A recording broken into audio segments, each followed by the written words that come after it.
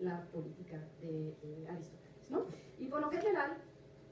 hay un espacio en blanco, es casi presente en toda la tradición, y luego una pequeña capitular o un espacio vacío, una minúscula de espera, y luego una segunda parte del texto con definición de la ética, esta ciencia moral, muy ilustre príncipe y señor, es la que muestra y doctrina ser los hombres virtuosos, siguiendo los virtuosos, etc. Y después otro identificador de partición textual y que introduce lo que fue el encargo de la traducción. Y ahí dice Herodías de Toledo: muy poderoso rey y señor, mando a mí, un siervo vuestro, la plecara majestad vuestra, que tradujese el nuestro lenguaje de los proverbios de Séneca y libro, tal, donde además se cura en salud diciendo al rey, bueno, se lo traduje no porque usted no supiera latín, pero para que el pueblo pudiera tener acceso a él, ¿no? También, tampoco se podía poner en situación peligrosa. Y bueno, termina con la fórmula tradicional, cortaré la péñola, no prolongar mi fabla, etc. Y finalmente esos textos están siempre en la traducción manuscrita, salvo en la edición de Ungut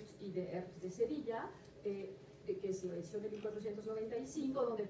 empieza ya la costumbre de poner lo que son las conclusiones, lo que aparece al final de la tradición manuscrita, y luego viene la tabla, y luego ya vienen estas dos introducciones. Entonces, en la tradición manuscrita, al doble prólogo suele seguir la tabla, lugar en el cual empiezan a notarse ahí sí serias diferencias entre los distintos testimonios.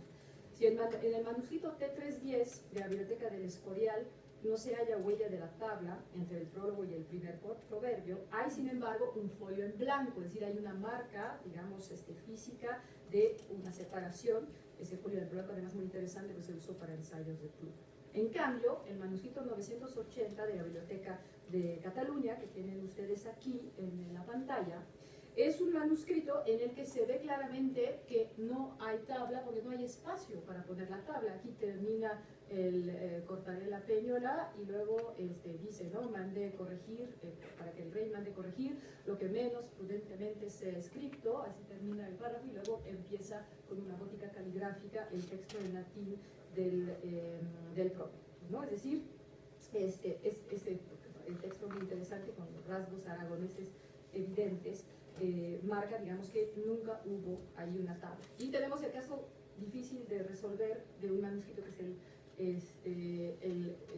18.066, porque claro, aquí termina con lo que menos prudentemente se ha escrito, que viene en la primera línea, y luego comienzan los proverbios de Séneca, con esa costumbre de poner los títulos en rojo. No hay espacio, pero como es acéfalo el manuscrito, no sabemos si en algún momento pudo haber habido una tabla antes, es decir, como encabezamiento del manuscrito. Es decir, en el caso del manuscrito de Barcelona es evidente que no hubo, aquí no sabemos, ¿no? Y bueno, los que sí incluyen la tabla, la pueden incluir con esta forma, es decir, no hay numeración, ni antes de los ítems, ni después, pero sí hay una clara identificación de los mismos, es decir, una marca con un calderón, ¿no? Que evidentemente en los primeros proverbios, como les decía, son muy cortos y de extensión similar, así que no fue realmente necesario ese calderón. En el caso de los posteriores, que son de mayor extensión, era necesario un calderón para marcar que se trataba, digamos, de un mismo proverbio que ocupara dos líneas. Y luego cabe observar que, a pesar de la falta de numeración, tenemos otros casos donde sí hay una numeración, que son, diríamos, como la mitad de los testimonios manuscritos, y puede estar antes o después. En este caso, el manuscrito N27 del Escorial tiene la numeración después, y con esa costumbre muy medieval al utilizar la numeración romana, de ponerla entre puntos para identificar que se trata de números y no de letras, ¿no? Por lo que respecta a la simetría especular, así podemos llamar, digamos, en la presencia de la misma numeración en el texto y de los proverbios que en la tabla, solo el manuscrito N27, mismo, que pone la numeración en la tabla en romanos, también numera el inicio de cada proverbio, lo cual es muy práctico, porque evidentemente ahí hay un claro interés de mostrar que son 366, o sea, venderlos como un proverbio por día, ¿no? En los otros casos hay numeración arábiga, es el caso del 18.066, y del 99-64 de los dos de la Biblioteca Nacional, y aquí lo pueden ver, ¿no? Hay un numeral arábigo. En el caso de este, bueno, realmente escogí el primero, porque quería enseñar otras cosas con este ejemplo, y bueno, no fue el más pertinente porque podía aparecer un número 1 romano, pero en realidad todos los demás aparecen en numerales arábigos, además numerales arábigos muy interesantes porque son todavía del trazado primitivo de mediados 1460 máximo, o sea, muy cercanos a la época de composición de la obra, ¿no?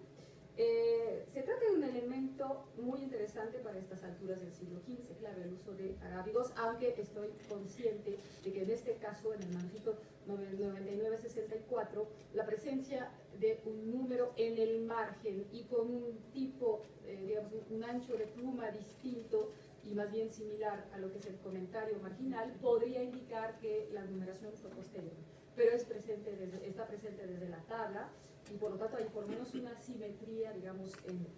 el uso, ¿no? Antes de hablar de los impresos y de sus tablas, quisiera mencionar primero, aunque sea muy brevemente, el segundo elemento del dispositio que me propongo exponer aquí. Se trata de la forma en la que se plasman los títulos, es decir, hablo de los títulos diciendo los proverbios como tales, ¿no? Que va a glosar Pero Díaz de Toledo, y las relaciones que establecen, la relación visual que establecen con el resto de la glosa. Y al respecto, me gustaría recordar que el texto base sobre el que trabajó Pero Díaz de Toledo debía parecerse, aunque una cuestión de cronología sería manuscrito, a esto. O sea, él hace todo un comentario, proverbio por proverbio, además un comentario bien armado con referencias intratextuales, a partir de esto, que no era más que una lista de proverbios latinos en orden alfabético en latín, ¿no? Entonces, la parte interesante es que al traducir los proverbios, Pero Díaz no altera el orden del modelo latino, aunque evidentemente el riesgo de carecer de principio organizativo era real, en la alteración de la sintaxis que era necesaria para la traslación lingüística. Sin duda alguna, porque la copia autógrafa de Pero Díaz, su copia de trabajo, debía de tener, como es el caso en varios manuscritos, 3 de la tradición, el texto latino seguido del texto castellano.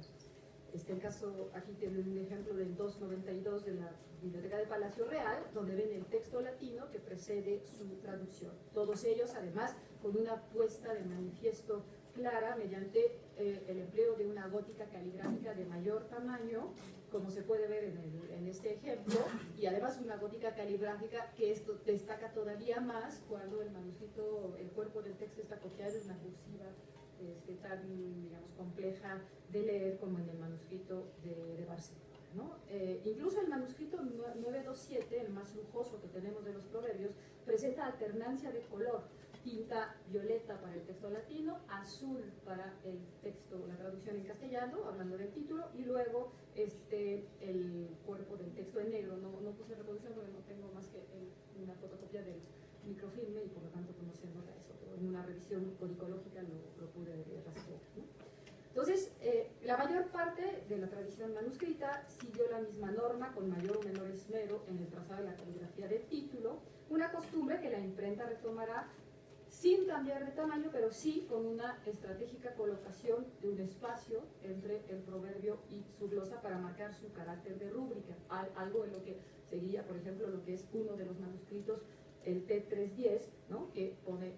digamos, deja un espacio, pone el proverbio, luego deja otro espacio y pone la glosa, ¿no? Pero solo con la traducción al castellano, lo cual presenta para un lector ávido de sistematicidad un verdadero rompecabezas lógico. Ni menos que en el proverbio 4, que aparece en latín bajo la letra A, porque empieza con auxilia, bueno, pues aparece en el proverbio 4 aquí con concordia, como si taxonómicamente estuviera, digamos, iniciando con la letra C, lo cual plantea evidentemente un problema de clasificación. Frente a ese aparente desajuste, los primeros impresores, incluyendo las 3 ediciones de Kronberger, no tomaron más medida que enlistar en la tabla cada proverbio en el folio que se encontraba en la edición, con numerales latinos, así, ¿no? Entonces decía, habéis de mirar el cuento que tiene cada proverbio y en aquella hoja que tuviera el mismo cuento del proverbio, fallaréis la glosa,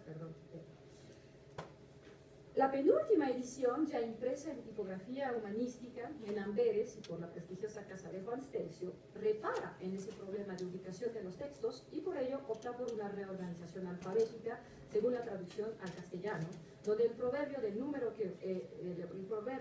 del número que ocupa en el proverbio original y al final de la mención se da la remisión al fol. Y ahí dice tabla de los proverbios que de este libro van declarados, las primeras cifras denotan el número del proverbio, las postreras la foja. Con esta última modificación, la obra sin duda se volvió objeto de consulta, no solo para quienes buscaban en las sabias líneas de Pedro Díaz de Toledo y en los proverbios del Marqués que se editaron en el mismo volumen, consejos para el manejo ético de su vida, sino también para los interesados en pormenores de índole más filológica, o sea, en fin, una edición para humanistas. Con estas consideraciones,